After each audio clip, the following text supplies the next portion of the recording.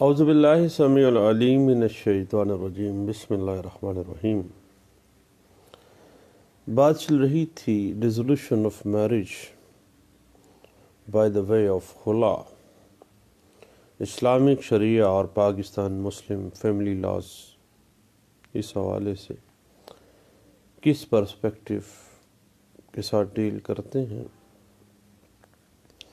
اور بات اس سوال کے اوپر جا رکی تھی کہ آیا مرد اپنی بیوی پر کسی قسم کا کوئی تشدد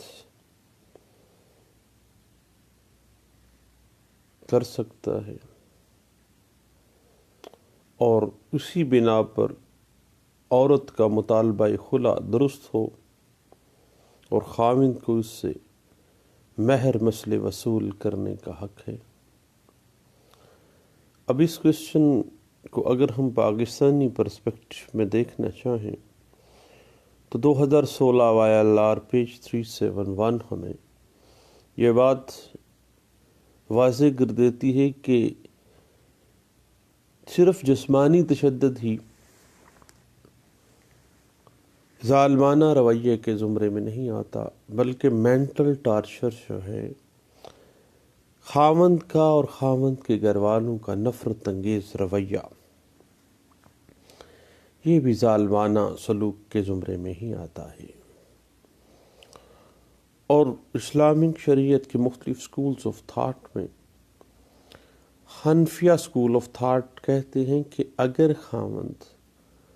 اپنی بیوی پر معاملہ خلا کے لیے تشدد کرے اور اسے دکھ پہنچائے تاکہ اس سے فدیہ وصول کرے، تو اس طرح پر کوئی مال اسے وصول کرنا خاوند کے لیے حرام ہے، خواہ وہ مال مہر کی صورت میں ہو یا کوئی اور مال ہو۔ اس حوالے سے آپ کو پتہ ہے کہ اللہ تبارک و تعالی قرآن میں واضح اشارہ کرتے ہیں کہ بیوی کو جو کچھ دے چکو اس میں سے کچھ واپس نہ لو، پس مہر واپس لینے کی ممانعت بھی آ جاتی ہے، خواہ کتنا ہی زیادہ ہو۔ لیکن اگر بیوی کا برتاؤ اپنے خاوند کے ساتھ برا ہے اور وہ حقوق زوجیت ادا نہیں کرتی یا خاوند کے حق و حقوق ادا نہ کرتی ہے یا خاوند کی عزت میں خیانت کرتی ہے، تو ایسی بیوی سے طلاق کا معاوضہ لینا پھر مکروہ کے زمرے میں نہیں آتا ہے۔ خاوند کو اس بات سے منع کیا گیا ہے کہ اسے دونوں حالتوں میں بیوی کے مہر سے کچھ واسطہ نہیں ہے، ایک تو اس حالت میں جبکہ اختلافات کی بنا پر خاوند تو ہے، دوسرے اس حالت میں جبکہ میاں اور بیوی دونوں کو حدود اللہ سے تجاوز کا اندیشہ ہو۔ دوسری آیت میں خاوند کو اجازت دی گئی ہے کہ وہ طلاق کا معاوضہ لے لے جب اس کو حدود اللہ سے تجاوز کرنے کا اندیشہ ہو۔ اس میں خاوند کے ساتھ برا برتاؤ کرنا اور اسے دکھ پہنچانا بھی ہے۔ سورہ بقرہ آیت نمبر 229 میں اللہ فرماتے ہیں کہ اگر تم ڈرو کہ دونوں میاں بیوی اللہ کی حدود کو قائم نہ رکھ سکیں گے تو دونوں پر گناہ نہیں کہ عورت بدلہ دے کر چھوٹ جائے۔ بہرحال اگر عورت مال کے عوض خلا کو قبول کرے تو ادائیگی یہ مال اس پر لازم ہو جائے گی اور خلا عائد ہو جاتی ہے، اور اس کے معاوضے میں جو مال وہ شخص وصول کرے گا وہ اس مال کا مالک ہوگا۔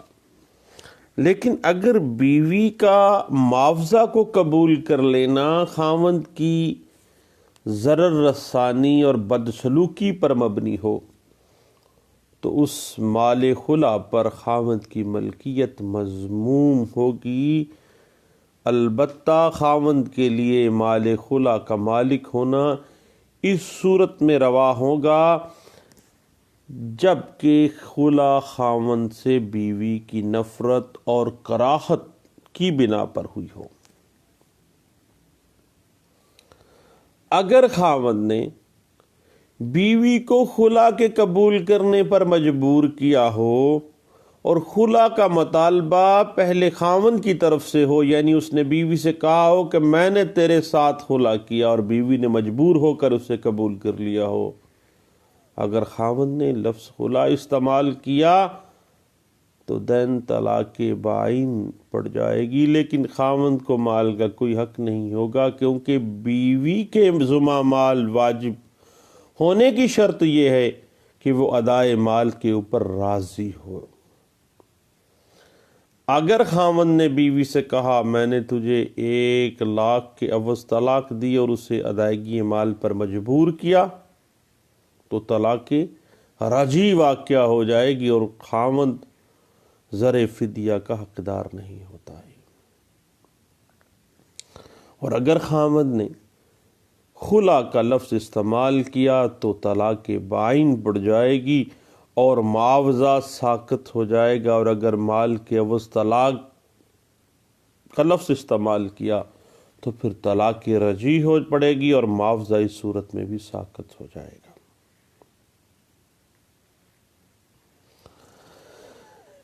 اس کے بعد اگر ہم مال کی اسکول آف تھاٹ کی طرف چلیں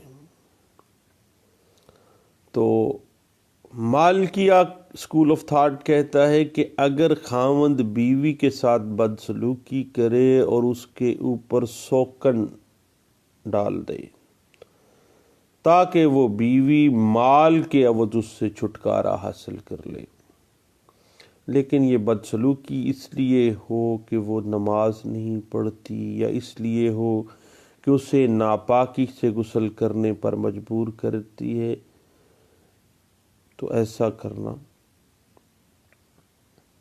جائز ہے۔ اور ایسی صورت میں خاوند چاہے تو اسے روک رکھے اور اس کی تادیب کرے تاکہ وہ اپنے فرائض کو اس پر عائد ہوتے ہوئے انجام دے، یا پھر مال کے عوض اس سے خلا کر لے اور اپنا جو مال اس نے لیا ہے وہ سب اس کا ہے۔ لیکن اگر خاوند نے بیوی کے ساتھ بدسلوکی اور مار پیٹ کی یا گالی دی یا اس کا مال چھین لیا یا اس کی سوکن کو ایک ہی گھر میں رکھ کے راتیں گزاری، چونکہ اس امر سے اس بیوی کا ذہنی ٹارچر ہوتا ہے، تو یہ امتیازی سلوک سے کے زمرے میں بھی آگا۔ لیکن مال کی اسکول آف تھاٹ کہتا ہے کہ قلبی لگاؤ کا امتزاج جو ہے، وہ جو ڈفرینسیشن ہے، وہ تو بھیا مستثنا ہے، کیونکہ قلب جو ہے اس کا رجحان کسی ایک عورت کی طرف ہو جانا جو ہے وہ ناانصافی کے زمرے میں نہیں آتا ہے، اس میں کوئی حرج نہیں۔ اگر بیوی کے ساتھ خاوند نے ایسا برتاؤ کیا اور مال دے کر بیوی نے چھٹکارا حاصل کیا تو یہ طلاق بائن ہوگی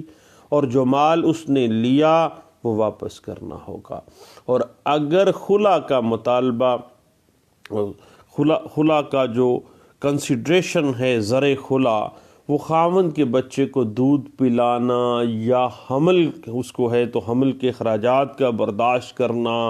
یا اولاد کی پرورش یا تربیت کی ذمہ داری سے خاوند کو بے نیاز کرنا قرار پاتا ہے، تو بیوی کے ذمہ جو مطالبہ اس سلسلے میں تھا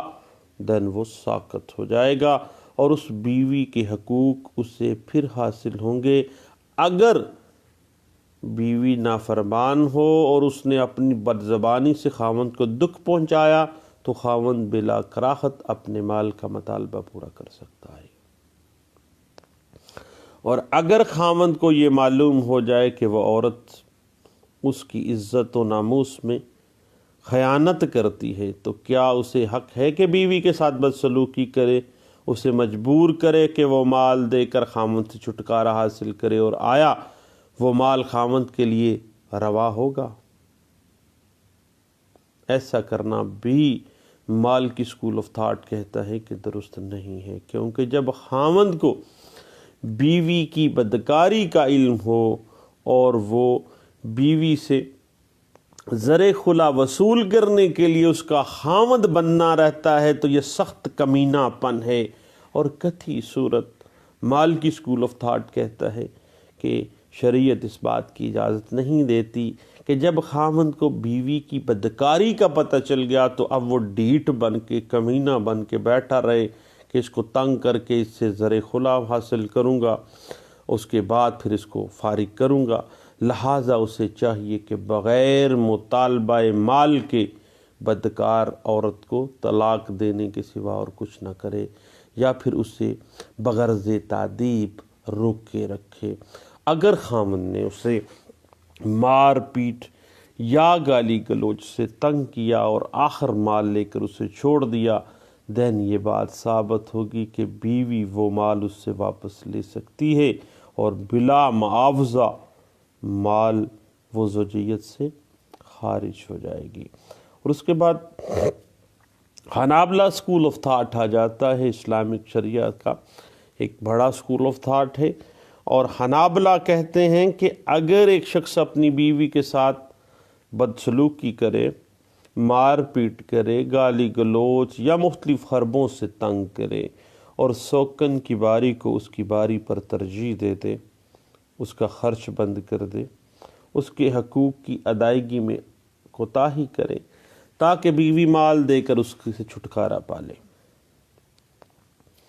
اور وہ عورت ایسا ہی کرے تو یہ خلا باطل ہوگا۔ اور اس صورت میں جو معاوضہ لیا گیا لازم ہے کہ اسے واپس کر دے۔ وہ عورت بدستور اس کی بیوی رہے گی جس طرح کے خلا سے پہلے تھی، کیونکہ یہ معاوضہ جبراً وصول کیا گیا ہے اور خامند کو اس کے مال کا کوئی حق نہیں ہے۔ اب آپ کو پتہ ہے کہ اللہ تبارک و تعالیٰ قرآن میں واضح کر دیتے ہیں کہ بیویوں کو اس ارادے سے تنگ نہ کرو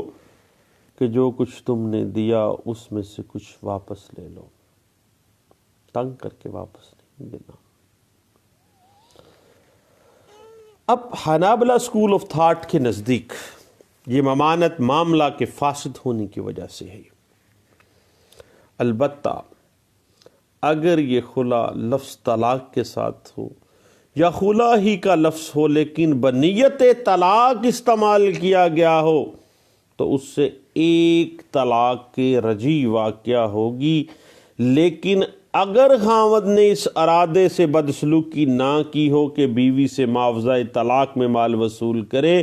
بلکہ وہ بدخلقی کی بنا پر ایسا کرتا ہو، تو ایسی صورت میں بیوی مال کے عوض میں اس سے پیچھا چھڑا لے تو دین یہ خلا حنابلہ اسکول آف تھاٹ کہتے ہیں کہ درست ہوگا اور خاوند کو اس کا معاوضہ لینا روا ہوگا۔ تاہم بیوی کو تنگ کرنے اور دکھ دینے کا گناہ ضرور ہوگا۔ اس طرح سے خاوندوں پر واجب ہے کہ وہ اللہ کے اس قرآنی ارشاد میں اور اس حکم پہ عمل پیرا ہوں۔ اللہ کہتے ہیں کہ خود خوش سلوبی سے ان کے ساتھ گزارا کرو، پھر خوش اسلوبی کے ساتھ گزارا کرنے کے بعد ہی انہیں چھوڑنا، نیک بات ہی کہنا، اور خوش اسلوبی سے ہی گزر بسر کرنی ہے، خوش اسلوبی ہی سے ان کے ساتھ اگر علیحدگی کا معاملہ ہو تو علیحدگی خود خوش اسلوبی سے ہوگی۔ البتہ یہ جو مسائل ہیں اس صورت میں ہیں جب کہ خاوند تشدد کرتا ہو، لیکن اگر زیادتی عورت کی طرف سے ہے اور وہ اللہ کے فرائض میں سے کسی فرض کی تارک یا بد اخلاق اور بدکار ہے تو خاوند کو اسے بعوض مال چھوڑ دینے کے لیے ستانے کا حق ہے، اور جو مال طلاق کے معاوضے میں بیوی دے اس کا لینا حلال اور خلا بھی درست ہوگا۔ یہ حنابلہ اسکول آف تھاٹ کہتا ہے۔ اگر بیوی گناہ فاحش کی مرتکب ہو تو خاوند کو اس کے ساتھ بدسلوکی کرنے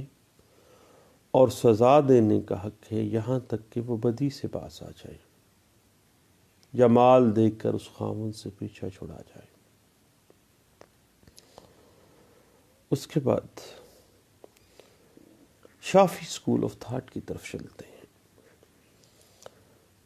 شافی اسکول آف تھاٹ کہتا ہے کہ خلا کے بارے میں بنیادی بات یہ ہے کہ یہ فعل مکروہ ہے، اس طرح عورت کے لیے بھی مکروہ ہے کہ وہ عورت خلا حاصل کرنے کے لیے بلا وجہ اپنے مال کو خاوند پر خرچ کرے۔ تاہم دو صورتیں ایسی ہیں جس سے یہ فعل مکروہ نہیں ہے۔ پہلی صورت یہ ہے کہ دونوں میں مخالفت ہو جائے اور یہ اندیشہ ہو کہ وہ دونوں ایک دوسرے کی حق تلفی کریں گے، جس کی ادائیگی اللہ نے ان پر عائد کر دی ہے۔ مثلا بیوی خاوند کی فرما برداری ترک کر دے اور اس کی زندگی کو تلخ کر دے، اور حاکم کی طرف سے ان پر کوئی سختی ہو اور نہ کنبے والوں میں سے کوئی ان میں سے باہم مسالت کرائے، نہ ہی حاکم وقت اس میں انٹرفیئر کرے، نہ ہی ان کے خاندان میں سے کوئی انٹرفیئر کرے، تو ایسی صورت میں خلا کرنا شافی اسکول آف تھاٹ کہتا ہے کہ مستحب ہے، اور اگر عورت خلا منظور کر لے تو مال کی ادائیگی اس پر لازم ہو جائے گی، اور اب اسے یہ حق نہ ہوگا کہ وہ خاوند کی بدسلوکی کی بنا پر اپنا مال واپس کرنے کا مطالبہ کرے۔ تاہم مرد کے لیے یہ حلال نہیں ہے کہ عورت کو خلا پر مجبور کرنے کے لیے اسے ستائے، لیکن اگر یہ بات ان شرائط کے ساتھ عمل میں آئے تو یہ خلا لاگو ہوگا، اور دونوں میں سے کسی کو بھی اس سے پھرنے کا حق نہ ہوگا جب ان کو پتہ ہے کہ وہ اللہ کی حدود سے تجاوز کر جائیں گے، ایک دوسرے کو ستانا نہیں چھوڑیں گے۔ تو پھر شافی اسکول آف تھاٹ بھی کہتا ہے کہ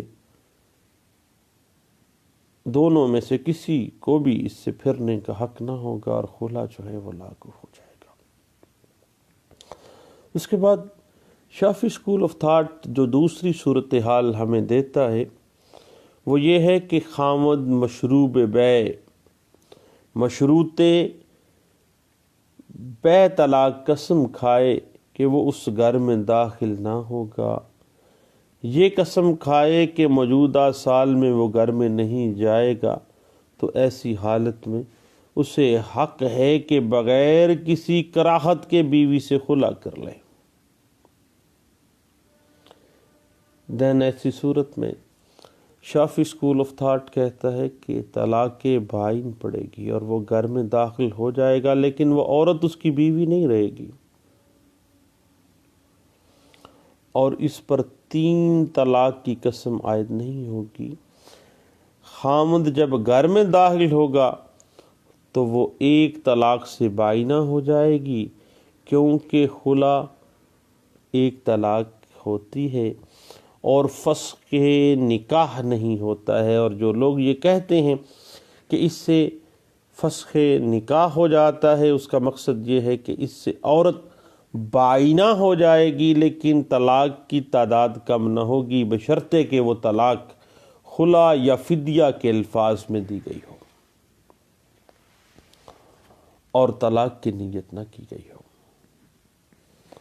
بلکہ خلے کا ہی نیت رکھی گئی تھی، طلاق کی نیت نہیں بلکہ خلا کی نیت تھی۔ اس طرح کی وہ صورت ہے جب کہ ایک شخص قسم کھائے کہ وہ فلاں کام ضرور کرے گا، مثلا کسی نے 3 طلاق کی شرط کے ساتھ یہ قسم کھائی کہ اس بیوی پر وہ شادی ضرور کرے گا، تو اس صورت میں وہ اس سے خلا کر سکتا ہے۔ اب اگر وہ دوسری بیوی نہ بھی کرے تو اس عورت کو 3 طلاقیں نہیں ہوں گی، لیکن اگر 3 طلاق کی شرط کے ساتھ یہ قسم کھائی ہے کہ وہ اس بیوی پر اسی مہینے میں ایک اور شادی کر لے گا، تو ایسی صورت میں جو حکم ہے اس کے بارے میں شافی اسکول آف تھاٹ بھی کہتا ہے کہ اختلاف آ جاتا ہے کہ اگر بیوی نے خلا کر لیا اور مہینہ ختم ہونے میں اتنا عرصہ باقی تھا جس میں وہ شادی کر سکتا تھا، تو اس خلا کے کرنے سے اس شخص کو 3 طلاق کی شرط سے چھٹکارا ہو جائے گا، بصورت دیگر اس کو چھٹکارا نہیں ملے گا۔ اب اسی بات کو کتاب الفقہ جو علماء اکیڈمی لاہور سے پبلش ہوئی ہے اس میں بھی واضح کیا گیا ہے۔ اس کے بعد اگر ہم ابن الرشدم کی طرف آئیں اور ہدایۃ المجتہد ان کی کتاب ہے، اور اس کے بعد خلا کے جواز کے معاملہ میں اگر ہم جسٹس ڈاکٹر تنزیل الرحمن کی لینڈ مارک ججمنٹس کی بک ہے جو اس میں انہوں نے اسلامی قوانین کو کمپائل کیا ہے اور مجموعہ قوانین اسلام جو ہے اس میں تفصیلی بحث کی ہے، اور اس میں وہ واضح کر دیتے ہیں اپنی کتاب مجموعہ قوانین اسلام میں کہ اگر عدالت کو اس امر کا یقین ہو گیا ہو کہ زوجین شدید ناچاکی کے سبب باہمی معاشرت میں اللہ کے احکامات کی پابندی نہ کریں گے تو شوہر کو خلا کا حکم دے گی، مگر شرط یہ ہے کہ اگر قصور مرد کا پایا جائے گا تو اور عدالت بلا معاوضہ تفریق کرا دے گی۔ اس کے بعد مزید شرط یہ ہے کہ اگر قصور عورت کا ہو یا دونوں میں سے کسی کا نہ ہو مگر حالات و واقعات جو ہیں دونوں میاں بیوی کے وہ خلا کے متقاضی ہو جائیں، دین شوہر کو عورت سے مناسب معاوضہ دلوایا جا سکتا ہے۔ جسٹس ڈاکٹر تنزیل الرحمن کہتے ہیں کہ خلا کے جواز کے سلسلے میں 5 اقوال ملتے ہیں جو کہ ابن رشدم جو کہ ایک بڑے شافی اسکول آف تھاٹ کے جورسٹ ہیں، ان کی کتاب ہدایۃ المجتہد ہے جس میں 5 اقوال ملتے ہیں یہ کہ خلا اصلاً جائز نہیں ہے۔ دوسری بات یہ کہ خلا جائز نہیں الا یہ کہ مرد عورت کو بدکار پائے۔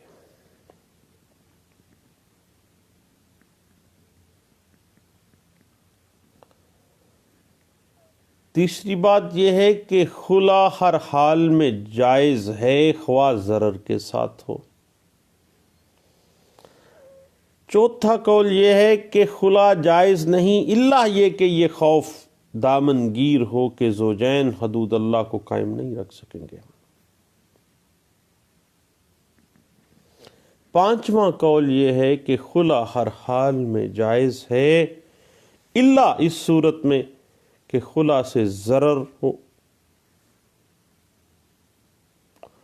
اب خلا کی بنیاد اور خلا کے جواز میں سورہ بقرہ آیت نمبر 229 اب خلا کا جواز ثابت ہوتا ہے کہ جب زوجین میں میاں بیوی میں ایسی نا اتفاقی پائی جائے کہ باہمی معاشرت محال ہو جائے۔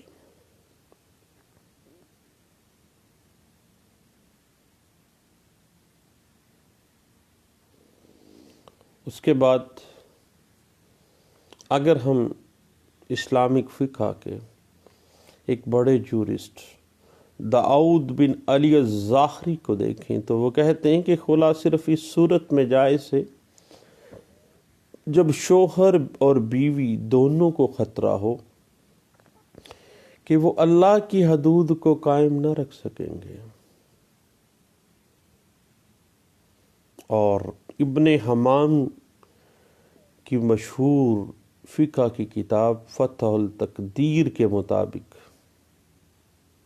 یہی مسلک ظاہریہ فرقے کا ہے، ظاہریہ اسکول آف تھاٹ جو ہے۔ لیکن ایک اور جورسٹ نعمان کہتے ہیں کہ خلا بوجہ ضرر پہنچانے کے جائز ہوگا، اور اسی پوائنٹ پہ اگر ہم ابن رشد کو دیکھیں تو وہ کہتے ہیں کہ خلا کا فلسفہ یہ ہے کہ خلا عورت کے اختیار میں اس لیے رکھا گیا ہے کہ مرد کے اختیار میں طلاق ہے، چنانچہ جب عورت کو مرد کی طرف سے کوئی تکلیف ہو تو اس کے اختیار میں خلا تو ہے، اور جب مرد کو عورت کی طرف سے تکلیف ہو تو پھر طلاق کا اختیار اس کے پاس ہے۔ اب اگر ہم اسی بات کو تھوڑا سا آگے لیے چلتے ہیں اور آیت نمبر 229 سورۃ البقرہ جو کہ کہتی ہے کہ اگر تم ڈرو کہ دونوں میاں بیوی، دونوں زوجین اللہ کی حدود کو قائم نہ رکھ سکیں گے تو دونوں پر گناہ نہیں اس میں کہ عورت بدلہ دے کر چھوٹ جائے۔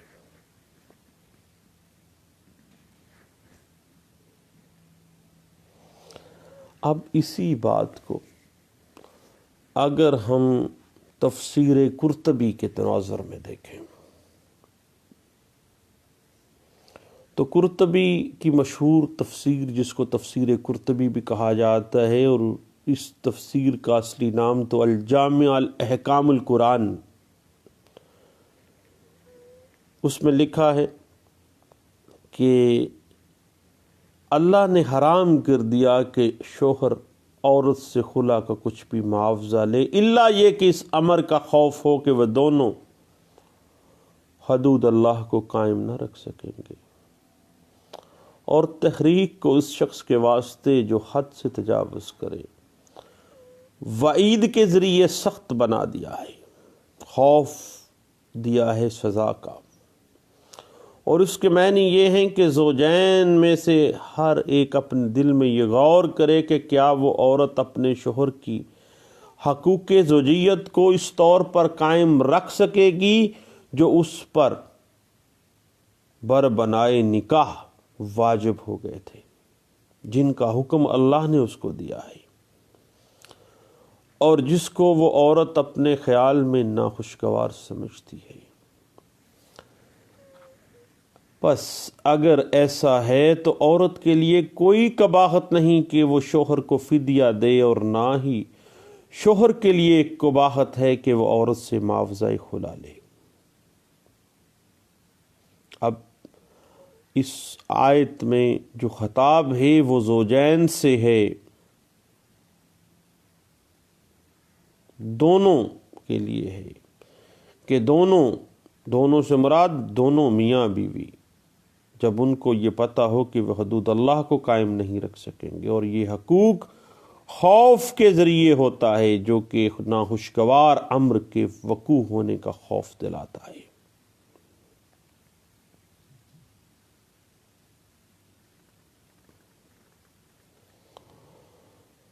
اس کے بعد اگر ہم تھوڑا سا معاملہ آگے لے چلتے ہیں اور تفسیر بیضاوی کی طرف پڑھتے ہیں، تفسیر بیضاوی میں واضح کر دیا گیا، اس طرح بحث کی گئی کہ اور نہیں ہے حلال تمہارے واسطے کہ تم کچھ بھی لو اس جہیز میں سے جو دیا ہو تم نے اپنی عورتوں کو، یعنی مہروں میں سے۔ اب روایت ہے کہ جمیلہ اپنے شوہر ثابت بن قیس سے بغض رکھتی تھی، پس وہ رسول اللہ صلی اللہ علیہ وسلم کے پاس آئی اور کہا کہ نہ میں ہوں اور نہ ثابت، یعنی یا میں نہیں یا ثابت نہیں۔ میرا اور اس کا سر باہمی کوئی شے جمع نہیں کر سکتی۔ خدا کی قسم میں کوئی عیب نہیں لگاتی ہوں اس کی دینداری میں نہ ہلاک میں، لیکن میں اسلام میں کفر کو مکروہ جانتی ہوں۔ میں بغض کی وجہ سے اس کو برداشت نہیں کر سکتی۔ میں نے خیمے کا پردے کا ایک کونا اٹھایا، میں نے اس کو دیکھا آتے ہوئے چند آدمیوں کے ساتھ، وہ سب سے زیادہ کالا تھا ان سب لوگوں میں سے، اور سب سے زیادہ کوتاہ قد تھا، یعنی سب سے زیادہ بدصورت تھا۔ پس یہ آیت نازل ہو گئی، چنانچہ جمیلہ نے اپنے اس شوہر سے اس باغ کے عوض خلا کیا جو ثابت نے ہی اس کو مہر میں دیا تھا۔ اب یہ خطاب حکام سے ہے، اور معاوضہ لینے دینے کی نسبت ان حکام کی طرف سے اس لیے ہے کہ وہ اس لین دین کا حکم دینے والے ہیں جبکہ معاملہ ان کے سامنے پیش کیا جائے۔ اور ایک قول ہے کہ خطاب ازواج سے ہے اور اس کے بعد حکام سے، اور وہ دونوں زوجین خوف کریں، اور اس کو اندیشہ میں رکھا گیا کہ اگر تمہیں اندیشہ ہو کہ وہ حدود اللہ کو قائم نہ رکھ سکیں گے تو ان دونوں پر کوئی گناہ نہیں کہ عورت فدیہ دے کر چھٹکارا حاصل کر لے، یعنی مرد پر اس فدیے کے لینے میں کوئی گناہ نہیں جو عورت اپنے نفس کے چھٹکارے کے لیے دے۔ اور خلا چاہے یہ اللہ کی حدود ہیں، حد کا لفظ احکام کی جانب اشارہ کرتا ہے کہ ان سے تجاوز نہ کرو، یعنی ان حدود سے مخالفت کے ذریعے تجاوز نہ کرو، اور جنہوں نے اللہ کی حدود سے تجاوز کیا وہ تو ظالم ہیں۔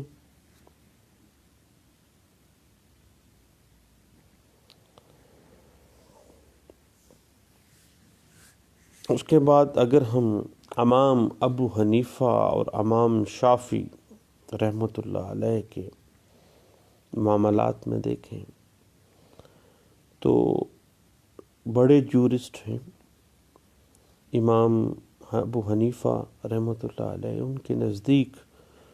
زوجین میں ایسی ناچاکی کی صورت میں حدود اللہ پر قائم نہ رہ سکنے کا خوف پیدا ہو گیا ہے تو پھر خلا کرانا جائز ہے، اور امام شافعی رحمۃ اللہ علیہ کے نزدیک ایسا کرنا جائز نہیں ہے۔ امام شافعی کتاب العلام میں بیان کرتے ہیں کہ اگر شوہر نے کہا کہ میں اپنی زوجہ کو جدا نہ کروں گا اور نہ اس کے ساتھ عدل کروں گا تو اس کو زوجہ کے ساتھ عدل کرنے پر مجبور کیا جائے گا، لیکن زوجہ کو جدا کرنے کے لیے اس پر جبر نہیں کیا جا سکتا۔ یہ دونوں جو بڑے اسکولز آف تھاٹ ہیں ان کا یہ قول ہے۔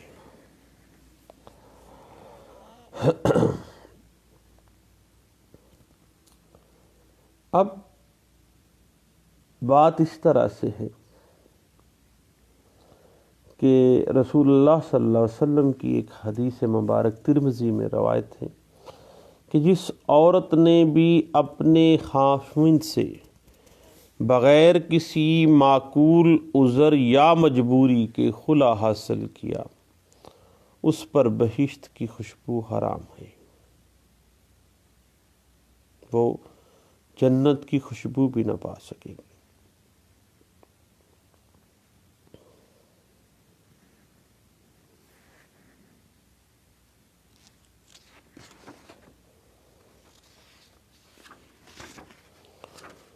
اب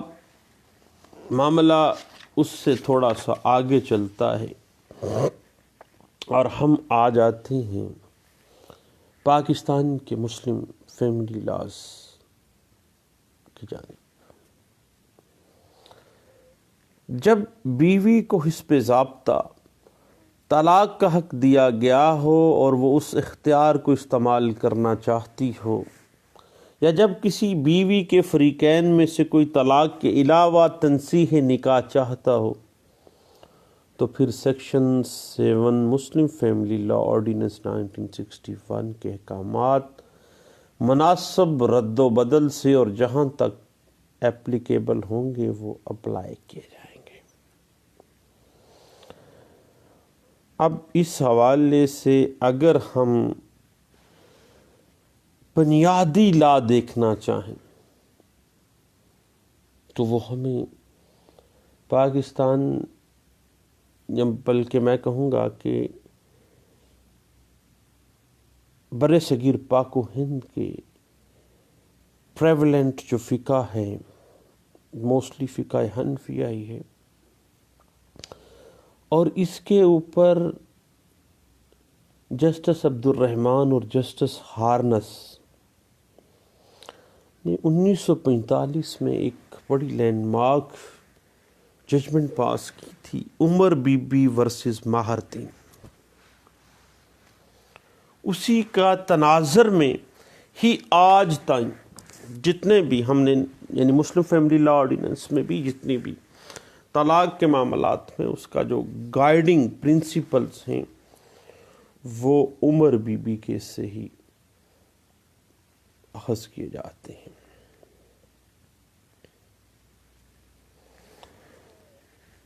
عمر بی بی کیس میں واضح کیا گیا کہ جو شخص اپنی بیوی کو طلاق دینا چاہتا ہو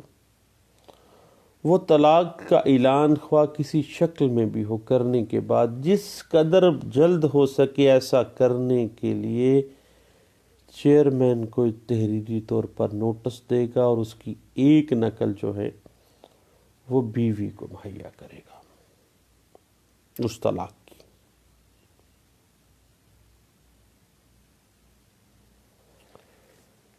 اس کے بعد اگر ہم سیکشن 7 مسلم فیملی لا آرڈیننس میں دیکھیں تو طلاق کے معاملے میں یہی بات آ جاتی ہے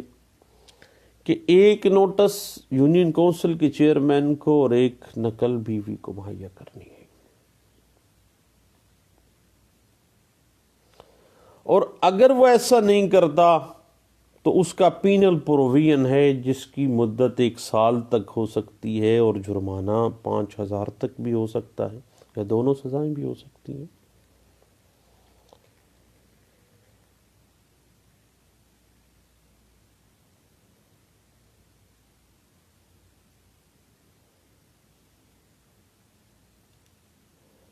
اور اس کے بعد طلاق جو ہے وہ 90 ڈیز کے بعد مؤثر ہوگی،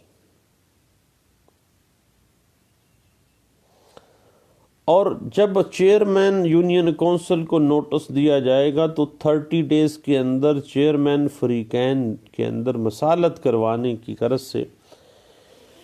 ایک ثالثی کونسل تشکیل دے گا، اور ثالثی کونسل ایسی مصالحت کرانے کے لیے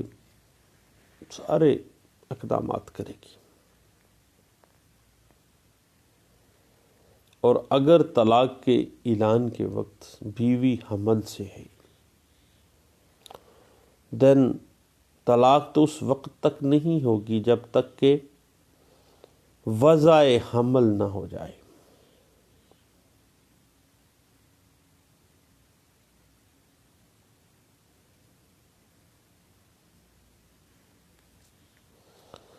اور پاکستان کے اندر خلا سے متعلق کوئی باقاعدہ ایکٹڈ لا جو ہے وہ موجود تو نہیں ہے۔ اب خلا کے جب بھی دعویٰ کیا جاتا ہے تو اس دعوے کو section 8 Muslim family laws ordinance 1961 کے تحت سماعت کیا جاتا ہے، اور پاکستان کی اعلیٰ عدلیہ نے سیکشن 8 کے حوالے سے خلا کی انٹرپریٹیشن سے متعلق آپ کو پتہ ہے کہ بہت سے اہم فیصلہ جات دیے ہیں، اور ان میں گائیڈ لائن انہوں نے عمر بی بی کیس جو کہ رپورٹڈ کیس ہے all India reporter 1945 Lahore high court page 51 میں جسٹس عبد الرحمان اور جسٹس ہارنس 2 رکنی بینچ تھا۔ مقدمہ عمر بی بی بنام ماہر الدین نے یہ واضح کیا کہ یہ عدالت کے لیے قابل قبول نہیں کہ وہ شوہر کی مرضی کے بغیر خلا کرائے۔ دونوں جج صاحبان نے یہ بھی قرار دیا کہ ناپسندیدگی یا نفرت کی بنا پر عدالتیں نکاح کو فسخ نہیں کر سکتی۔ اب اسی عمر الدین کیس میں، Umar Bibi case versus Umar Bibi versus Mahir Uddin case میں، جو ابتدائی عدالت نے اس بنا پر کہ عورت اپنے شوہر سے اس درجے پر متنفر ہے کہ اس کا اپنے شوہر کے ساتھ کسی صورت بھی آرام سکون کے ساتھ رہنا ممکن نہیں ہے، حکم تنسیح نکاح کا حکم جاری کیا تھا۔ تو جسٹس عبد الرحمان اور جسٹس ہارنس نے کہا کہ ہر طور کوشش کی جانی چاہیے تھی کہ دونوں کے درمیان صلح ہو جائے۔ اس کے بعد اگر ہم تھوڑا سا آگے چلیں، 1952 کی ایک لینڈ مارک ججمنٹ ہمارے سامنے آتی ہے۔ سعیدہ خانم ورسز محمد سمیع، اس میں جسٹس A.R. کارنیلیس، جسٹس ماہر جان، جسٹس خورشید زمان، 3 جج صاحبان نے اس نقطۂ نظر کو اختیار کیا کہ انکمپیٹیبلٹی ٹیمپرامنٹ جو ہے، انکمپیٹیبلٹی ٹیمپرامنٹ ڈس لائک، مزاج کے مطابق ناپسندیدگی، بلکہ بیوی کی اپنے شوہر سے نفرت اسلامی قانون کے تحت طلاق کے لیے جائز وجہ نہیں بن سکتی، الا یہ کہ شوہر اس بات پر راضی ہو جائے۔ اسی بات کو رپورٹ کیا گیا تینوں جج صاحبان کے فیصلے کو، جو کہ سعیدہ خانم کیس میں انہوں نے دیا، اور یہ رپورٹ ہوا PLD 1952 Lahore high court page 113 میں۔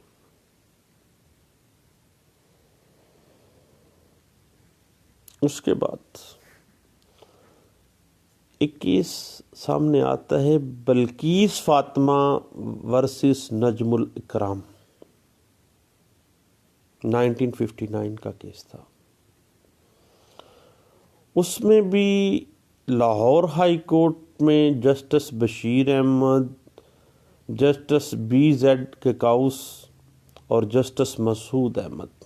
3 رکنی بینچ تھا۔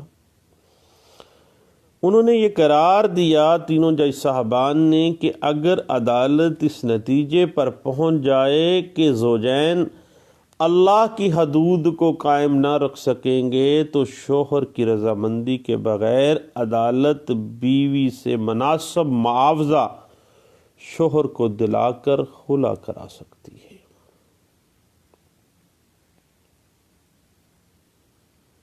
اور یہ بات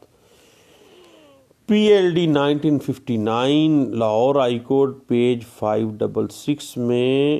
بلقیس فاطمہ کیس میں انٹرپریٹ ہوئی، اور پھر یہی تینوں جج صاحبان کا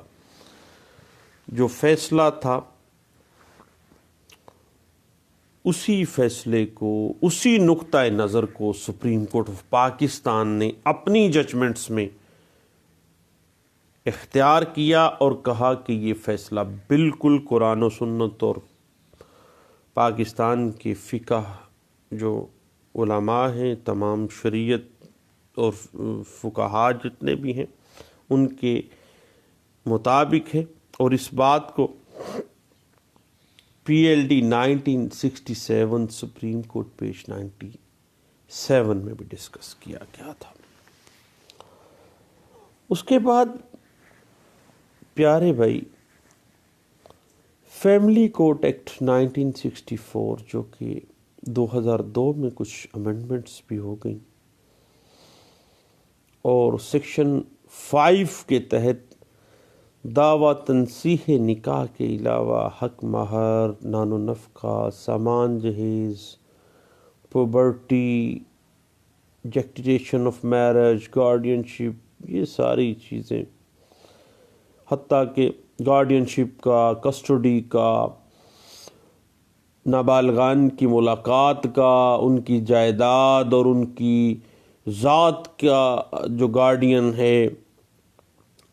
زوجیت کے ملکیت کے معاملات، ان تمام معاملات مقدمات جو ہیں فیملی کورٹ ایکٹ 1964 ترمیم شدہ 2002 سیکشن 5 کے تحت اختیار سماعت فیملی کورٹ کو دے دیا گیا۔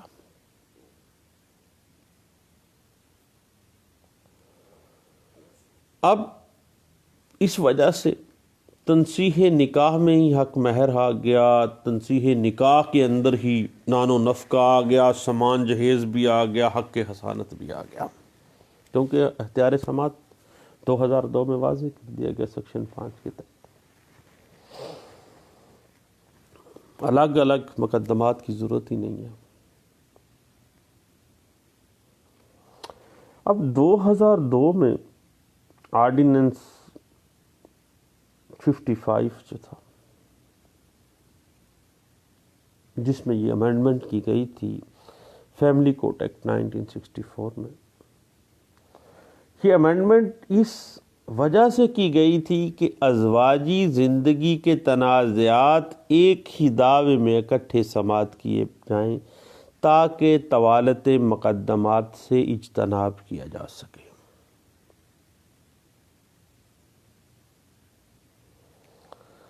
اب family court act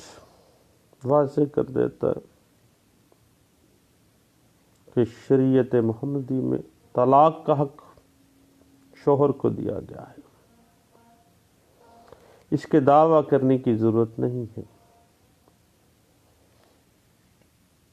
resolution of marriage کا دعویٰ ہمیشہ زوجہ کی طرف سے دائر ہوتا ہے، اور بعض حالات میں خاوند کی طرف سے بھی عورت کو طلاق تفویض کی صورت میں طلاق کا اختیار بھی دے دیا گیا ہے۔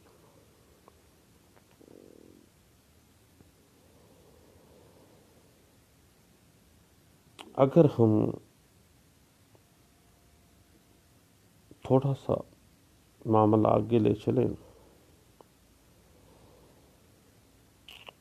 تو ریزولوشن آف میرجز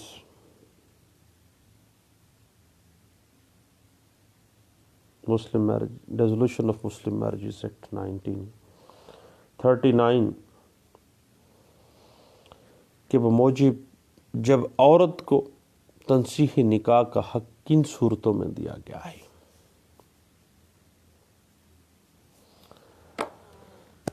آپ کو پتہ ہے کہ جب خاوند 4 سال سے لاپتہ ہے، 2 سال سے شوہر نے مینٹیننس نہیں دیا ہے، بیوی کی مرضی کے بغیر یونین کونسل کے چیئرمین کی مرضی یا یونین کونسل کے ناظم کی مرضی کے بغیر دوسری شادی کر لی ہے، اس کو ذہنی ٹارچر دیا ہے۔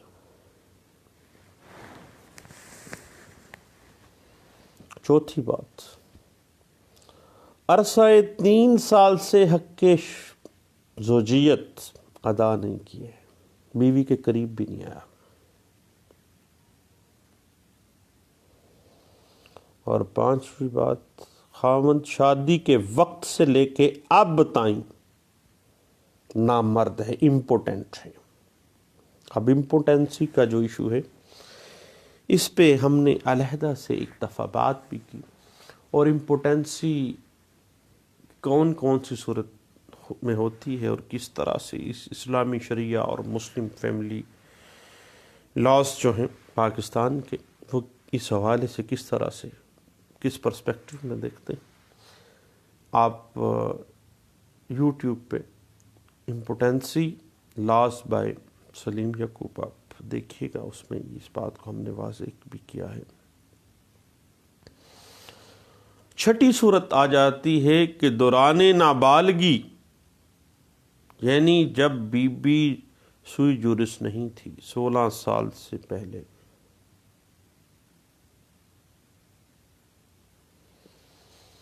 اس بی بی کا نکاح کر دیا گیا اور اس بی بی نے 18 سال سے پہلے اپنا حق الاخیار البلوغ کے ذریعے پبرٹی کا حق استعمال کیا اور اپنے نکاح کو فسخ کروا لیا ہے.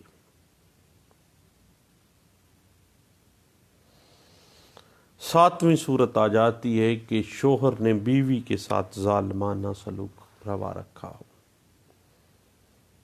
یعنی عادتاً مار پیٹ کرتا ہو، ظالمانہ رویے کی وجہ سے اس کی زواجی زندگی کو تنگ کر رکھا ہو، بد کردار عورتوں سے تعلقات رکھتا ہو، بد شہرت رکھتا ہو، بغیرت ہو، عورت کو بدکاری پر مجبور کرے، اس کے ملکیتی پارچہ جات زیورات کو فروخت کر دے یا اس کے استعمال سے محروم رکھا ہو، عورت کو مذہبی فرائض سے روکتا ہو یا رکاوٹ پیدا کرتا ہو. اگر اس نے بیویاں زیادہ ہیں تو سب سے یکساں سلوک نہ کرتا ہو، اور اس کے علاوہ 8ویں صورت خلا میں آ جاتی ہے، یا کوئی ایسی وجہ جس کی اسلام میں اجازت موجود ہو. اب یہ مسلم فیملی لا آرڈیننس یا مسلم ریزولوشن آف میرجز ایکٹ کی جب تک بات ہے تو یہ مسلمانوں کے لیے ہے. اب ہندو عورت کا میٹر ہے یا عیسائی عورت کا معاملہ ہے تو پھر عدالت دیوانی کا معاملہ بھی آ جاتا ہے. اس بات کو پی ایل جے 2017 Lahore high court page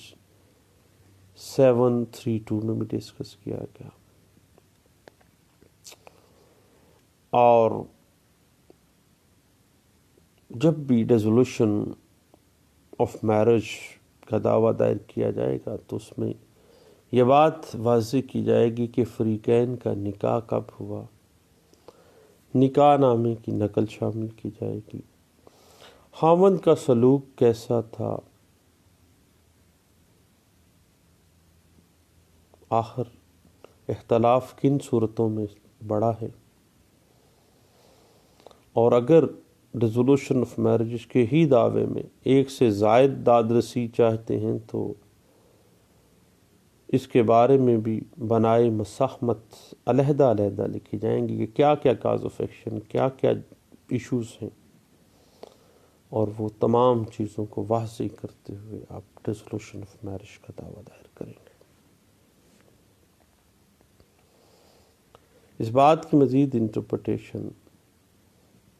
2002 CLC page 1801 میں ہے،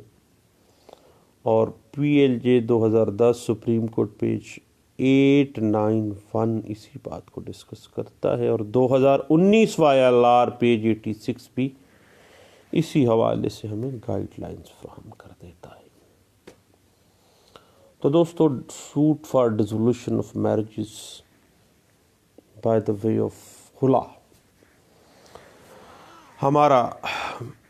ٹاپک تھا آج کا، جو کہ کچھ وسیع ٹاپک ہے، مختلف پرسپیکٹیو سامنے آتے ہیں. انشاءاللہ